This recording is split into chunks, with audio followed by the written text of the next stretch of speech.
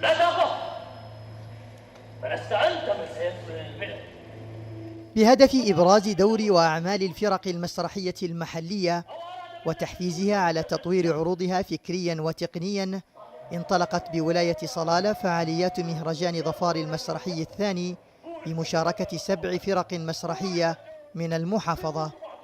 يأتي انطلاق مهرجان ظفار المسرحي الثاني في نسخة الثانية طبعا بكوادر محلية رائدة مجيدة، بأيضا مشاركة من الوطن العربي سواء كان في لجنة التحكيم أو في ضيوف المهرجان. إضافة طيبة بحيث تكون المثاقفة في أحلى صورها بين الفكر المحلي والفكر الإقليمي فيما يتعلق بهموم المسرح عامة.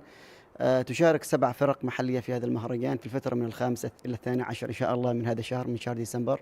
ورفع ستار المهرجان على عرض مسرحي بعنوان برهوت، وهو من تقديم فرقة صلالة الأهلية للفنون المسرحية. أطراف المدينة، بل وأصدرت أوامري للناس لاتباعكم والخروج عن ضلالكم.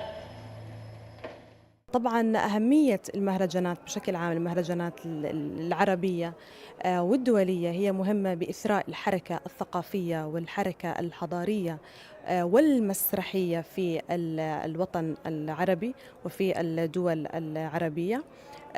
وبناء عليه يعني إحنا نتمنى إن شاء الله التوفيق لجميع الفرق المشاركة، وتكون عروض بفكرها وقيم ثقافية تثبت عراقة هذا البلد.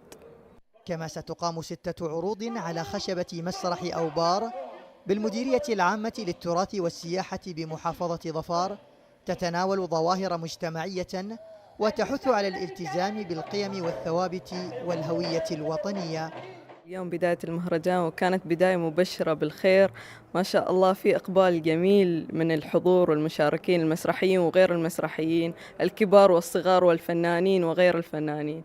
وطبعا أنا كمشاركة اليوم يعني اكتشفت في حاجة أني أنا راح أدخل منافسة قوية جدا بين الفرق المشاركة ال7، فمن الضروري جدا أني أنا أدخل بكامل قوتي، وخاصة الفرق المشاركة تحتوي على نخبة كبيرة من الممثلين المبدعين.